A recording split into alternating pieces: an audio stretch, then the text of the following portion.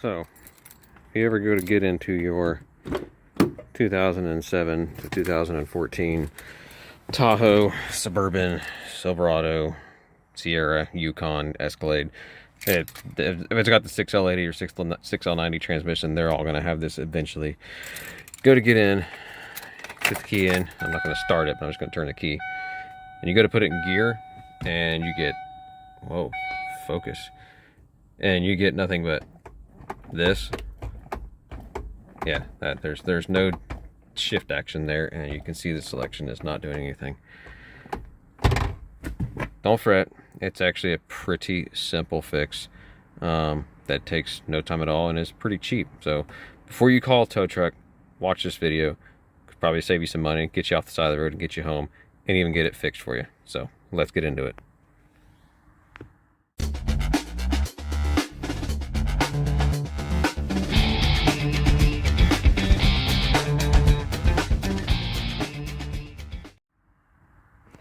Alright, so the first thing we got to do, obviously, shut the key back off because you don't need that. And set your parking brake. As much force as you can. You don't want this moving while you're doing this because we're fixing to crawl up under the truck.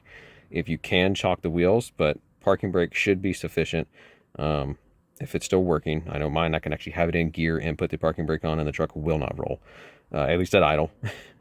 But set your parking brake, be safe about it. And let's crawl up underneath the truck and take a look and see what is going on with our shift cable here.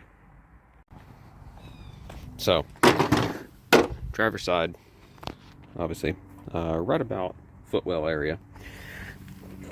We're gonna go up underneath the bottom here, and we're gonna take a look.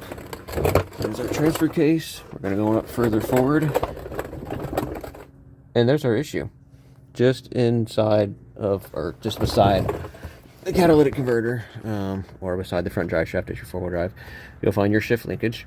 This is the lever. My parking brake's set, so I don't fear doing this, but this lever, you should be able to actually, yeah, you can actually, I can't get to the camera. This is actually what's telling your transmission to go into gear. All the way forward is park. Then you got reverse, neutral, drive, and then manual modes. But we're gonna put it all the way into park. For safety. Again, my parking brake is set. Chalk the wheels if you can. It helps. It's better. But this is the end of our cable. That's what's connected to our leveler up on the column. There is supposed to be a little plastic bushing inside of this that retains it on that stud. The stud has a little, like a lip, a groove on it. The bushing presses into this, and then that snaps onto there. Over, for instance, this truck has 198,000 miles on it. Who knows how many times that shifter's been moved. The bushing disintegrates, falls out, your cable falls off, and you're stuck not being able to shift. Super common, but again, super easy to fix. Now, what you can do as a temporary fix is get creative with some zip ties, and that holds it on decent. Put a couple of days on this, and you know, hasn't came off yet. There's one going around, actually holding the cable to the rod, and then this secondary one here is just kind of holding that cable from, or that zip tie from just falling off. But it's temporary, so you know, as you can see, it still moves around. As a matter of fact, I could probably sit here and play with it, and yeah, that's how temporary it is. It just pulls off. I didn't even need to cut these zip ties to get it off there.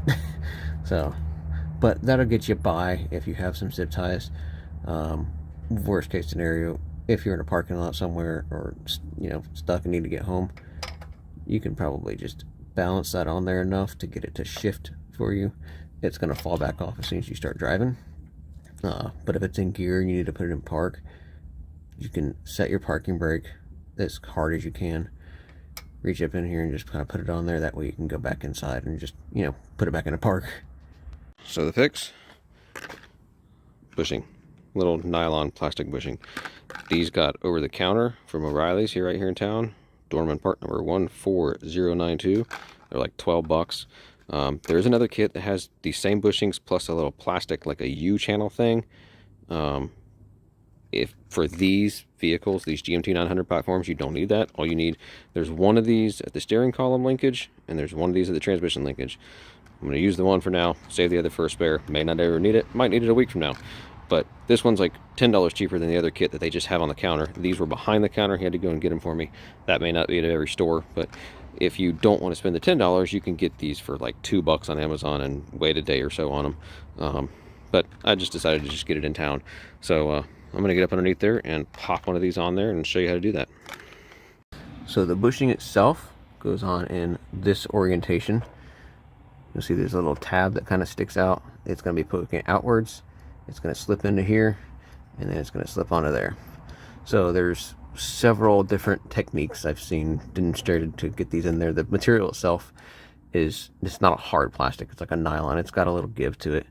But I've seen people use a C-clamp and clamp it in there with a socket on the other side. I've seen screwdrivers just to kind of gently press it in there. You don't want to rip and tear this apart because obviously that kind of defeats the purpose of replacing it.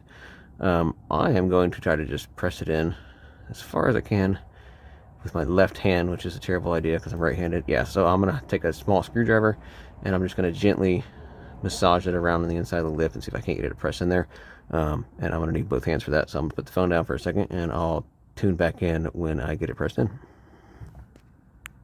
Alright, pretty straightforward. It is now pressed in. As you can see, it rotates freely in it, which is just the slightest bit of drag, but you can tell it's in there. The other side is fully seated all the way around.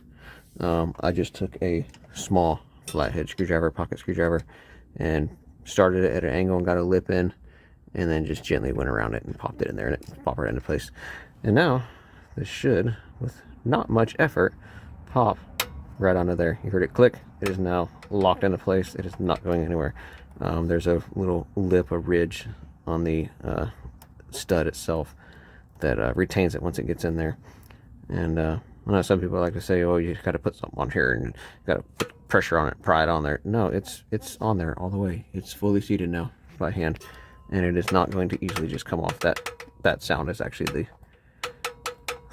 the shift rod itself moving around, which, as you can see, I have a little seepage there, but another problem for another day.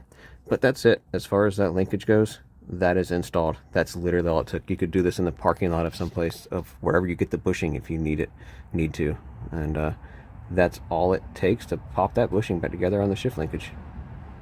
And now, just to make sure that we're good to go, put the key back in, foot on the brake. Look at there. We got gears again. So that was it, just the bushing. Don't forget to take your e-brake off when you're done, and don't forget to remove your wheel shock if you put one in place. And yeah, that's all there is to it. Super simple, cheap little fix. Hopefully it saves some money on calling a tow truck if you need to. But hope it helped, and if it did, hit that like button. It helps out with the channel.